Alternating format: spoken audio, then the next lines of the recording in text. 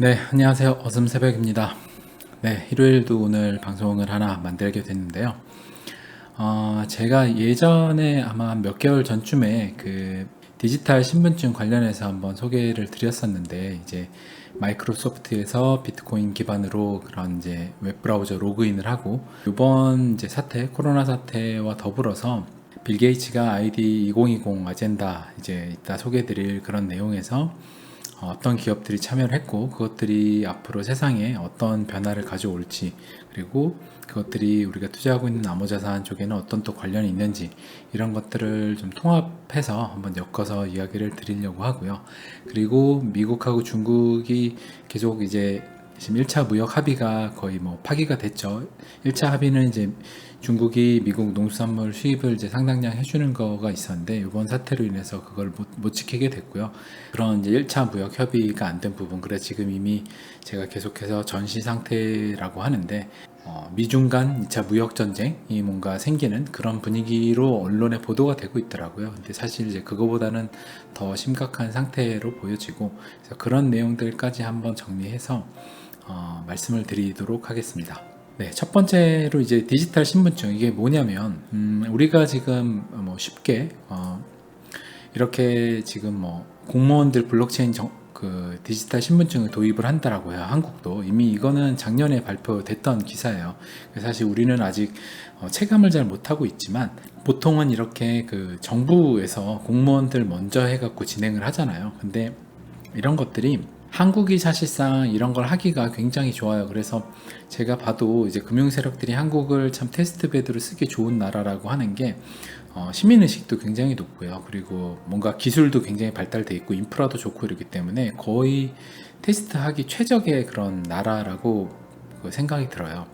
왜냐하면 지금 뭐 서방 국가들 같은 경우는 기본적으로 그 서방 국가들의 시민 의식이라고 하는 것들이 대부분 정부가 어떤 걸 지시하면 내가 내 자유를 왜 뺏겨야 되냐, 가령 전염병 때문에 통제하거나 동선을 공개하려고 해도 왜 내 그걸 개인 공개하냐 해서 그런 것들에 대해서 굉장히 받아들이질 못해요. 그러니까 어릴 때부터 사실상 교육과 관련이 있는 것 같은데, 한국이나 아시아권 같은 경우 굉장히 주입식 교육을 많이 하고 서방은 굉장히 좀 자유롭잖아요. 그러다 보니까 그 시민의식이, 사실 이게 뭐가 맞고 틀리다 이런 문제가 아니라 그 굉장히 차이가 있어요. 그래서 한국이 정리하면 굉장히 이런 것들 테스트 베드로 삼기가, 그러니까 테스트하기 좋은 나라다라고 이야기를 좀 드릴 수 있고, 그래서 디지털 신분증이 뭐냐라고 하면 우리가 이제 많이 쓰는 디지털 신분증이 뭐 주민등록증, 그리고 여권, 그리고 운전면허증, 뭐 그리고 또 여기에 이제 우리 암호자산이 연동이 될 수 있는 은행 계좌가 당연히 들어가겠죠. 그리고 의료기록, 이건 이제 전염병 사태, 그래서 이번 사태를 통해서 이런 디지털 신분증으로 넘어가기 위한 굉장히 좋은 명분을 얻었다고 표현을 할 수도 있고요. 아니면 그들이 계획해놓은 대로 그냥 하고 있다라고 볼 수도 있고, 그리고 출입국 기록, 그리고 범죄 사실 여부, 그리고 이런 것들이 통합된 게 글로벌 신분증으로 국가 개별 파편화가 아니라, 그냥 이 디지털 신분증을 스마트폰에 들고서 미국에 이제 찍고 나면 그냥 이 신분증하고 그 어느 나라를 가든지 다 되는 거예요. 근데 이게 글로벌 신분증이 당장에 지금 한국에 가령 디지털 신분증이 한국 주민등록증이나 운전면허증이 이제 디지털화로 바뀌게 되면 블록체인 기반으로, 그게 당장에 미국에 쓰이진 않을 것 같아요. 그러니까 다른 나라에. 근데 이제 그 순차적으로 기술 기반은 통합이 다 될 수 있으니까, 처음에는 한국에서만 쓰다가 그냥 가령 백단에 있는 프로그램에서 미국이나 이런 데도 허용을 해줘라라는 이제 스위치만 딱 누르게 되면 그냥 그 나라에도 쓸 수 있는, 이제 기반 자체는 다 글로벌 기반으로 만들어 놓고 순차적으로 푸는 형태가 되지 않을까 싶어요.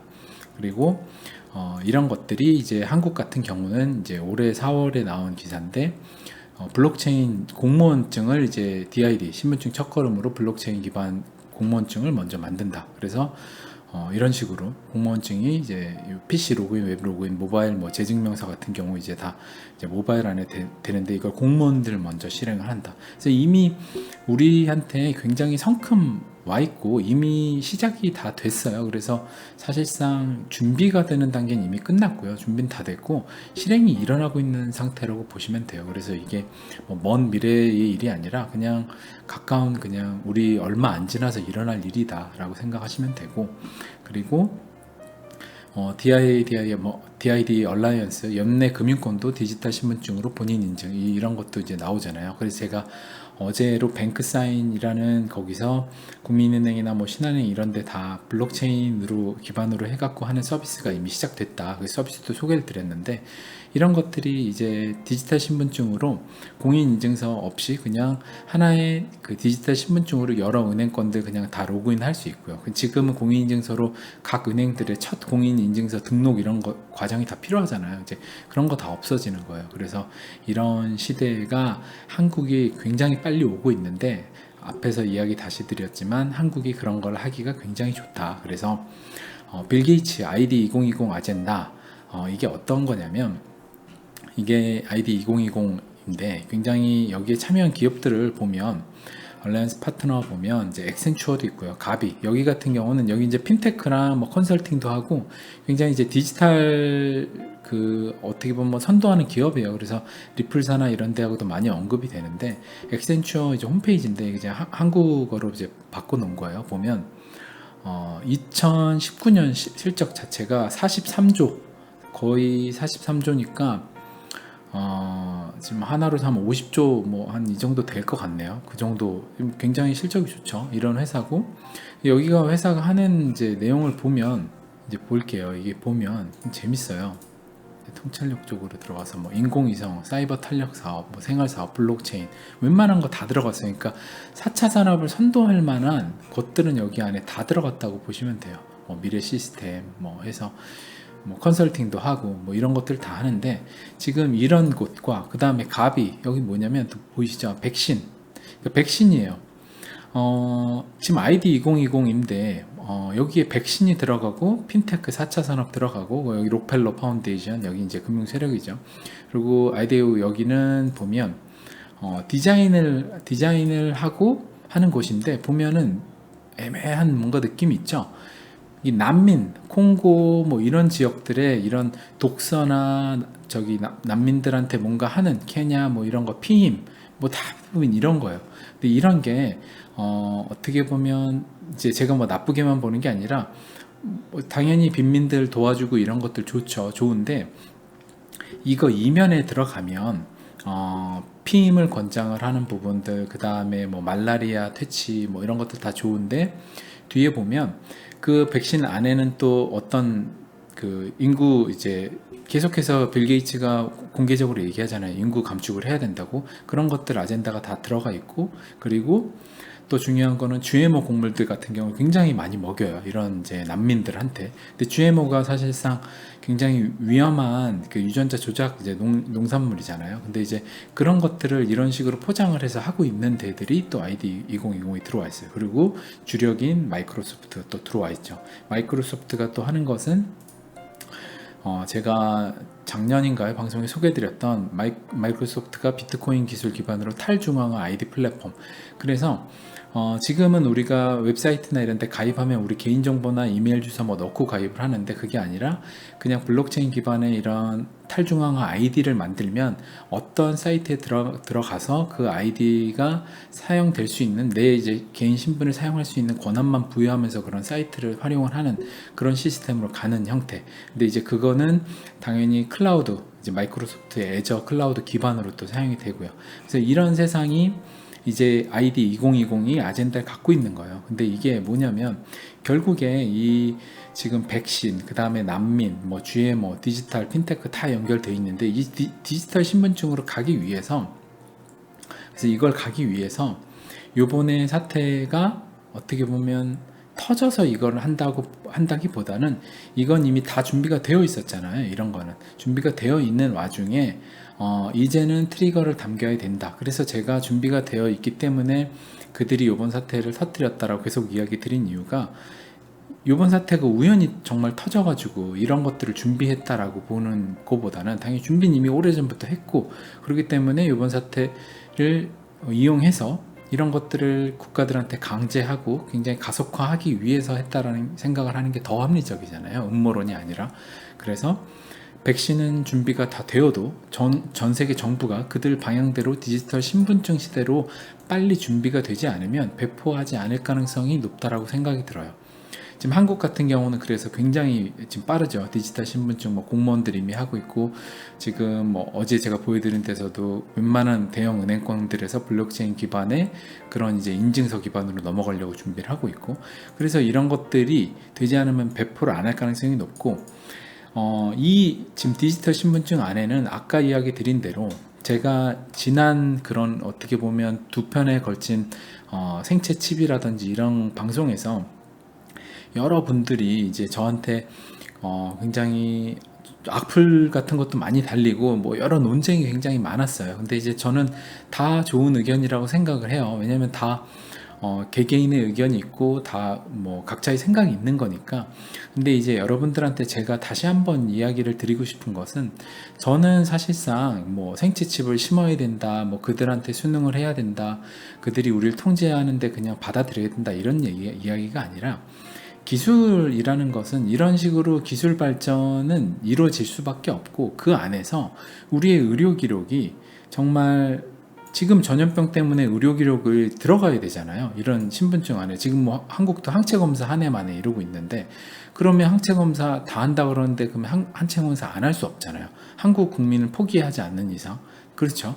그러면 이런 의료 기록, 이런 디지털 신분증 안에 들어가는 세상이 되면 우리가 이런 것들이 잘못 남용되고 우리를 너무 통제하거나 잘못된 세상으로 갈 때는 우리가 당연히 들고 일어나야겠지만, 그렇지 않고 이런 것들이 그냥 앞으로의 세상이라고 하면 어쩔 수 없이 받아들여야 된다라는 그런 이야기 차원에서 제가 수능이라고 이야기를 드린 거지, 우리를 통제하고 핍박하는데 막 우리는 참고 그냥 받아들여야 된다, 제가 뭐 일루미나티의 그냥 그런 세계를 주입시키기 위해 여러분들한테 이야기한다, 이제 그런 생각을 하신 분들이 하도 많아서 제가 답답해서 이야기를 드리는 건데, 그래서 제가 유튜브 방송하면서 느끼지만, 제가 아라고 얘기한다고 해서 다 아라고 듣는 게 아니라 어라고 듣는 사람도 굉장히 많고, 제가 정말 쉽게 이야기를 해도 다르게 듣는 분도 많고, 그냥 본인이 듣고 싶은 대로 듣는 분들도 굉장히 많다는 걸 더 한 번 느꼈어요.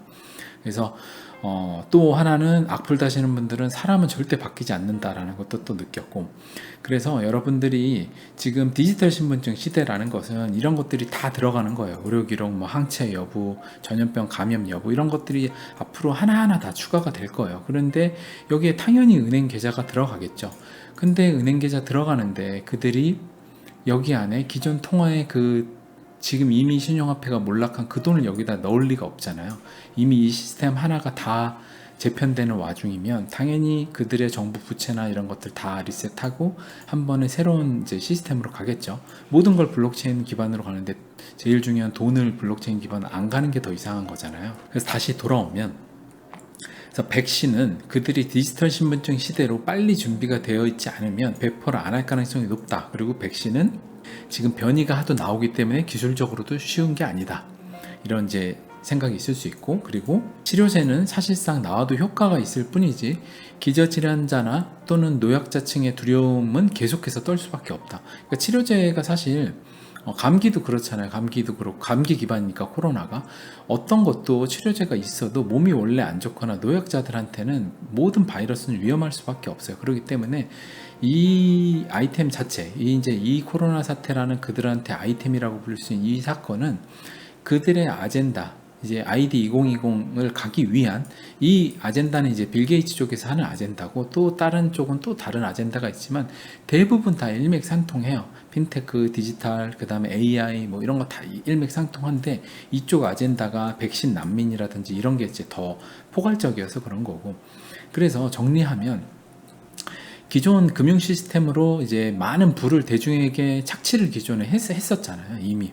왜냐면 기존 종이돈을 계속 찍어갖고 실물 뭔가 부동산 이런 것들을 계속해서 대중으로부터 뺏어오고, 대중들은 일을 하면서 노동력을 뺏어왔는데, 그 시스템이 이제 끝을 향해서 다해 가고 있기 때문에 새로운 시스템을 재편해 가는 타이밍에 맞춰서 그동안 준비해온 전세계 통합 신분증으로 가기 위한 첫걸음을 시작했다라고 보시면 돼요. 그게 이제 이미 한국도 하는 오픈뱅킹 이미 실행이 됐죠. 그리고 아까 이야기 드린 블록체인 금융 인증서, 공인인증서 같은 거 이제 블록체인 기반으로 하는 것들. 그래서 이 모든 것들이 실행할 명분 및 속도를 내기 위해서 이번 사태를 이제 했다라고 보시면 되고, 그리고 부의 양극화가 이제 어떻게 보면 부의 양극화가 될 거라고 하는데, 저는 길게 10년을 보면 부의 양극화도 아니고 부의 권력의 극소수 집중 세계, 그러니까 정말 극소수 엘리트 집중 그 세력이 예전에 서울대 아마 학회에서 그 분석을 한 건데 0.001%가 세상을 지배하는 세상으로 간다라는 이야기가 있었어요. 그런 분석이. 그래서 이제 그런 세계로 가고 서민이 중산층으로 올라가기도 어려운 시대로 가게 될 것이다. 왜냐하면 이미 한번 금융 시스템으로 부를 대중에게 착취를 했는데, 그 다음에 더 AI 기반으로 노동력이 상실된 시대에서 이젠 더 이상 노동해서 돈도 벌 수 없는데, 그런 시대에서 이미 한번 부를 착취하고 그 다음 세계에서 또 한번 그들이 원하는 세상대로 간다라고 하면 당연히 올라가기가 어렵겠죠. 그래서 제가 암호자산 시장이 어떻게 보면 돈이 바뀌는 체제의 변화가 뭐 한 100년 이런 때 한번 일어나는 이제 오게 되는 타이밍이기 때문에, 그래서 지금 이런 암호자산 시장의 대격변이 아닌 이제 대격변으로 통해서 부를 어떻게 보면 부의 계층 이동을 하지 못한다고 하면, 정말 사업으로 정말 큰 혁신적인 아이템으로 사업으로 성공하지 않으면 뭔가 돈의 계급에 있어서는 올라가기가 정말 힘든 세상으로 가게 되지 않을까라는 생각을 계속해서 하는 거고요. 여기도 보면 잠깐 아까 빼먹은 기사를 보면 지금 한국 기사 또 나온 건데, 신분증 등초번 우리 띄고 인감 다 떼어야 되잖아요. 그런 것들 이제 다 스마트폰으로 해서 디지털 정부 한다는 거예요. 그래서 그들의 아젠다, 이제 그들이라고 해서 나쁘다고만 저는 보진 않아요. 이제 뭐가 선이고 악인지는 저는 까봐야 안다라고 생각이 들고, 그들의 아젠다 한국 정부 굉장히 잘 따라가고 있죠. 그래서 이거 지금 한국 디지털 정부 한다, 등초번 이제 얼마 지나지 않아서 이거 블록체인 기반으로 다 될 거예요. 지금 스마트폰에 저장된 주민등록 초본으로 각종 증명서를 제출할 수 있게 된다. 이제 멀지 않아서 동사무소 가지 않아도 되는 시대에 오는 거예요. 이게 이제 그냥 제가 하는 이야기가 아니라 그냥 현실로 일어나는 일이라는 거죠. 먼 미래에는 대다수의 대중이 이런 것들이 불합리하다는 사실조차 느끼지 못할 만큼 편하고 굉장히 안정적이며 쾌락을 추구하되 어느 정도 제한된 그런 시대에 우리가 살게 될 거라는 거예요. 그러니까 이런 것들은 사실 미래에 어떻게 보면 영화나 애니메이션 같은 거 보면 많이 나오는데, 저는 이게 그냥 먼 미래가 아니라 완벽한 4차 산업 시대가 도래한 한 10년 정도 이후면 이런 시대에 될 것 같아요. 그냥 대다수가 다 서민인데 그냥 다 비슷해요. 근데 그냥 기본소득도 나오고, 그 다음에 그냥 자기가 즐기고 싶은 사람들 모여가지고 이제 삼삼 이제 많이 모이는, 군중이 많이 모이는 그런 것들은 대부분 차단을 할 거고요.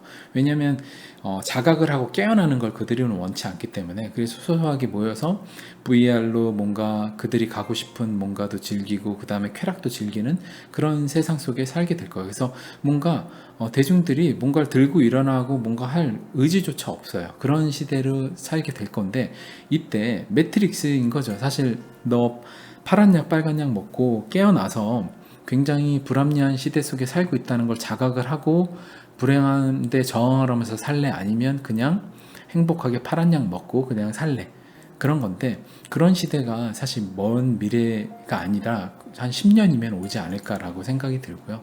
사실 이런 시대가 왔을 때 조금 더 그 다음에 우리 가족들이 더 나은 것들 보장을 받고 더 나은, 이때가 되면 사실상 진짜 돈이 어떤 것들이 구분이 될 거고 굉장히 계급 사회가 될 테니까, 돈에 의해서 우리가 지금 이렇게 공부를 하고 깨어나려고 노력하는 이유가 사실 그런 거죠. 제가 계속해서 공부를 하고 하는 이유도 제 가족들, 뭐 제 방송을 듣고 있는 우리 이제 친형도 있고, 제 친형도 이제 방송을 듣는데 친형도 있고, 그리고 뭐 제 아끼는 몇몇 친구들, 제가 사실 자주 만나는 친구들이나 자주 연락하는 친구를 봐도 한 4명 뭐 한 친구 뭐 아는 형 이렇게 하면 한 4명 5명밖에 안 되더라고. 한 5명 정도인 것 같아요.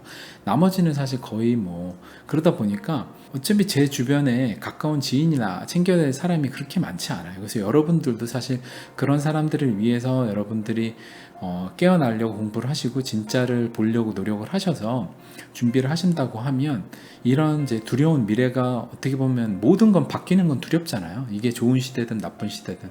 그러면 거기가 다가오는 시대 안에서 우리가 어차피 바뀌는 시대 안에서 우리가 최선을 다해서 그래도 더 나은 삶을 살 수 있도록 노력을 해야 되니까 그거를 안 하는 것은 이제 어떻게 보면 가족의 뭐 책임자라나 아니면 뭐 가족의 구성원으로서 책임을 다하지 않는 거니까 그런 관점으로 저는 생각이 들고요. 요 얘기는 여기까지 한번 정리를 하고 이제 미중 관계에 관련된 거 이야기를 좀 드리면 이게 굉장히 중요해요. 중요한데 왜 이야기를 드리냐면 지금 아까 이야기 드린 대로 전시 상황이고 1차 무역 합의는 이미 유명무실해졌죠. 근데 이제 미국이 며칠 전에 중국 화웨이 4차 산업 굴기 시스템 반도체 차단을 시작해요. 이제 화웨이에 들어가는 시스템 반도체가 들어가거든요. 거기에 이제 대만 TSMC랑 삼성전자가 들어가는데 그 반도체를 미국에서 생산된 것뿐만 아니라 세계 어디든 화웨이에 탑재되는 거 이제 하면 안 된다라는 식으로 이제 막았어요. 그게 이제 미국 정부가 반도체 차단, 벼랑 끝 물린 화웨이라고 해서 미국 정부가 중국 이제 화웨이에 반도체 부품 조달할 길을 모두 막기로 했다. 그리고 중국이 또 화웨이가 이런 제재를 받으니 미국 화웨이 제재 중단해야 된다라고 해서 실행되면 보복할 것이라고 그래서 애플, 뭐 퀄컴 이런데, 보잉들 이런데 보복할 거라고. 그래서 이미 2차 무역 전쟁이 일어났어요. 이제 며칠 전에. 제가 계속해서 이런 것들이 이제 발발될 거다 이야기 들었는데 이게 이제 며칠 전에 일어났고, 근데 이제 애플, 퀄컴인데 기업에 보복 경고한다. 근데 결국 이제 중국이 이거 하면 자승자박일 거라고 봐요. 왜냐하면 이런 것들 하면 결국에 중국에 있는 뭔가 관련 노동자들, 이제 하청 받는 데들, 이런 데들 당연히 중국의 일자리 잃게 될 거 아니에요. 그래서 중국이 사실 이길 수 없는 싸움이고요. 근데 지금 중국은 어떤 걸 보셔야 되냐면 중국이 이런 언론 매체를 통해서 발표하는 것은 중국의 진짜 속내가 아니라 중국의 대국민들, 우리는 아직 공산당이 건재하다라게 보여주기 위한 대국민용 언설이고 그냥 센 척 하는 거라고 보시면 될 것 같아요. 그렇게라도 안 하면 공산당 정권이 무너지잖아요. 그러니까 이제 그 정도로 보시면 되고, 그래서 현재 미국하고 중국, 남중국해에서 긴장감을 사상 최고로 올리고 있고, 대만 총통이 이번 20일 날 이제 취임식을 하고 중국 양해는 좀 미뤄져서 22에서 24일 날 하는데 다음 주에요. 그래서 이게 굉장히 이때 뭔가 사건이 일어날 수 있을 수 있는데 이걸 지켜볼 필요가 있고요. 무역 충돌 없이 이제 정말 지나가기를 바라야 되고, 이게 이제 좀 보여드리면 남중국해에서 미군이 지금 중국 이제 보라고 대놓고 군사훈련 하는 거예요.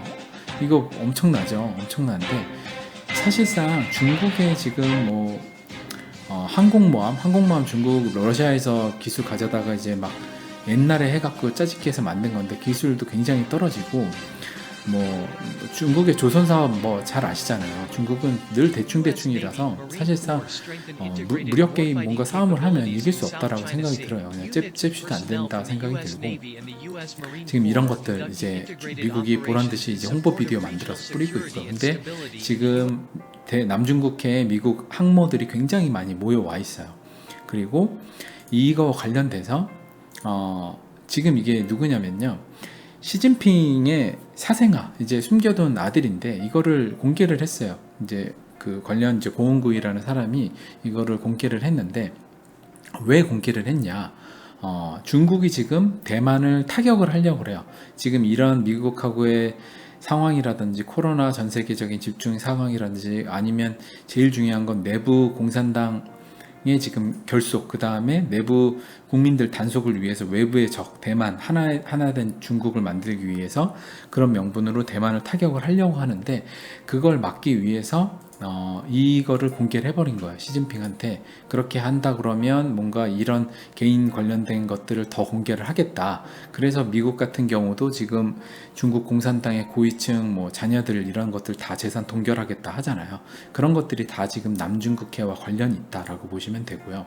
중국하고 지금 남중국해는 굉장히 긴장도가 높다. 정리하면 다음 주를 한번 지켜보고 뭔가 사건이 일어날 수도 있고 안 일어나기를 좀 바라야 된다라고 이제 정리를 할 수 있을 것 같고요. 또 하나 보면 항공주에 이어서 은행주, 순매수, 법비과 반대로 가는 개미들이 지금 은행주 많이 떨어졌죠. 항공주 엄청 떨어졌는데 이것들을 엄청 순매수를 해서 들어가고 있는데 이게 재밌는 게 뭐냐면 저는 그래서 이 기사를 보고 또 느낀 게 개미들은 지금 동학 삼성전자 운동한다고 하는데 거의 99% 실패하지 않을까. 지난 2008년 금융위기나 이런 것들로 인해 똑똑해졌다라고 하지만 유튜브나 이런 매체를 통해서 굉장히 계몽이 많이 돼서 똑똑해졌다. 근데 실제로는 개미는 늘, 그러니까 대중 99%는 늘 투자에서 실패할 수밖에 없다. 그런 생각이 더 확고하게 좀 든 사건인데, 이게 뭐냐면 버핏이 골드만삭스의 지분 84%를 팔아치웠다. 근데 이게 어떤 걸 이야기하냐면 버핏은 이걸 팔았죠. 근데 이제 개미들은 이걸 샀어요. 근데 버핏이 골드만삭스 지분을 84%를 왜 팔았냐고 하면 제가 이제 중국 쪽에서 얘기를 들은 걸 통하면 지금 중국의 기업들이 대부분 미국에 상장을 할 때 그 상장 주관사를 보통 상장할 땐 주관사라는 게 있거든요. 투자은행을 한 게 금융 세력인 골드만삭스예요. 그래서 골드만삭스가 미국 민주당하고도 굉장히 관련이 많고 중국 공산당하고도 굉장히 관련이 많아서 여기에서 막대한 부를 취한 유대계 자본이에요. 근데 이 은행이 지금 중국 계좌번들을 미국 상장하는 데 상당 부분 도움을 줬죠. 그래서 지금 미국 정부에서 조만간 골드만삭스를 조사를 할 거라는 이야기가 나와요. 그래서 그러면 당연히 골드만삭스가 굉장히 타격을 입겠죠. 그러니까 버핏은 사실 이미 이걸 알고 거의 다 판 거예요. 이걸 다 팔아 제꼈다. 다 팔았는데 JP모건 같은 경우는 3% 정도밖에 안 줄였고요. 그러니까 이제 골드만삭스가 뭔가 있다라는 소리죠. 근데 개미들은 이제 은행주 엄청 많이 샀다. 근데 물론 이게 은행주가 골드만삭스를 샀다라고 하는 건 아니지만 사실상 골드만삭스가 그런 붕괴가 일어나고 한 은행주의 어떻게 보면 글로벌 기축 은행 이제 투자 은행 중 하나가 무너진다라고 하면 당연히 한국 은행주들도 타격이 있을 수밖에 없거든요. 근데 이제 이런 것들을 보면 개미들은 정말 정보력이라든지 이런 데서 뒤처질 수밖에 없고, 이런 정말 남중국해 중국 전 세계 정세라든지 이런 것들을 보지 않고, 사실 근데 이게 보기도 어려워요. 근데 그런 것들 이제 은행 가서 추천받는 것들 아니면 증권가에서 추천해 주는 것들, 근데 이런 것들 분석을 당연히 안 하고 추천할 거 아니에요. 아니면 엑스맨으로 알고 개미들한테 떠넘기거나. 그러기 때문에 저는 절대 펀드나 이런 것들 안 들어요. 왜냐면 그런 것들 믿지 않거든요. 그 은행에서 펀드 추천해 주시는 분들이 이 펀드가 뭔지, 독일 채권이 마이너스로 절대 갈 수 없다는데 가는 사건이 터지듯이 저는 그런 것들 절대 하지 않는다. 그래서 여러분들도 여러분들 스스로 똑똑해지시고 공부하셔서 여러분들이 직접 투자하시는 거를 이제 권장을 드리고요. 이건 이제 아까 설명드렸던 거고, 그래서 마지막으로 이제 업비트 한번 이제 보면 지금 이제 비트코인이나 이런 것도 왔다 갔다 하잖아요. 그래서 여러분들한테 좀 드리고 싶은 이야기가, 제가 차트를 보고 제가 리플이 XRP가 앞으로 많이 좀 올라갈 것 같다. 그리고 비트코인도 어떻게 될 것 같다. 저는 이더리움도 투자를 하고 있고요. 리플도 있고 비트코인도 있어요. 그 화이트독이라는 이제 작가님, 그 작가 저자님 유튜브 방송 얼마 전에 커뮤니티에도 보니까 사람들이 정말 댓글로 막 예측 차트도 볼 줄 모른다 막 이런 글들 많이 쓰신 분들 많던데, 이제 그런 것들을 좀 하지 마시고요. 이제 왜냐하면 저한테도 그런 분들이 많은데, 이게 제가 뭐라고 이제 드리고 하는 이야기가 아니라, 이제 여러분들이 어떤 방송을 보시건, 지금 화이트독 그 저자님은 굉장히 오랜 기간 있다가 암호화폐 시장이 올라갈 거다라고 이야기를 하시잖아요. XRP도 거의 연말 지나서 이야기 하시잖아요. 근데 그렇게 당연히 볼 수도 있는 거예요. 그렇게 볼 수 있고 현금 비중을 높여서 최악의 대비를 해야 된다라고 보고, 그냥 나는 그렇기 때문에 저자님도 지금은 전혀 물량을 안 갖고 있고 난 연말 지나서 살 거다, 그렇게 하실 수도 있는 거예요, 당연히. 그리고 또 H채널님이나 에리님이나 이런 방송에서 이제 상승장이 올 것 같다, 그거 올 수도 있는 거고. 그러니까 여러분들은 여러 개들을 그냥 정보를 들으시고 그냥 여러분들 주관의 판단을 하셔서 여러분들이 판단하시면 되는데, 그냥 나중에 올라간다고 해서 거기다가 막 차트 볼 줄 모른다 글을 쓰고, 아니면 또 뭐 올라간다라고 했는데 안 올라간다라고 해서 욕을 하고, 여러분들이 스스로 여러 방송을 들으시면, 대부분 여러 방송 들으시죠. 그러면 그냥 여러분 판단하셔서 아, 이렇게 분석하는 사람도 있고 이렇게도 있네. 그러면 결국에 다 하나의 궤는 같잖아요. 결국에 이 4차 산업시대의 암호화폐 자산시장이 앞으로 크게 올라갈 거다라는 같으면 그냥 분할로 사시면 되잖아요. 근데 여러분들이 어떤 거에 방송에 화를 내고 안 올라간다고 화를 내고 늦게 올라간다고 화를 내고, 다 거기에는 하나의 여러분들의 심리가 있어요. 뭐냐면 빨리 돈을 벌고 싶고 한데, 자꾸 빨리 돈 벌고 싶은데 요번에 안 올라가서, 아니면 나중에 올라간다니까 짜증이 나는 거예요. 그러니까 여러분들이 빨리 돈 벌고 싶은 거 때문에 여러분들은 돈을 못 버는 거예요. XRP도 이번에 해가지고 만약에 한 3, 4천원까지, 한 2천원, 3천원 또 빠져요. 1,000원 얼마까지 빠지고, 여기 갔다 파는 거, 이런 것들을 대부분 하신다고 이야기하죠. 여러 유튜브 방송이나 심지어 차트 같은 경우는 여기서 굉장히 단타매매 많이 하는데, 저는 그런 거 아무것도 안 하고 그분들보다 수익률이 훨씬 더 높을 거라고 생각하거든요.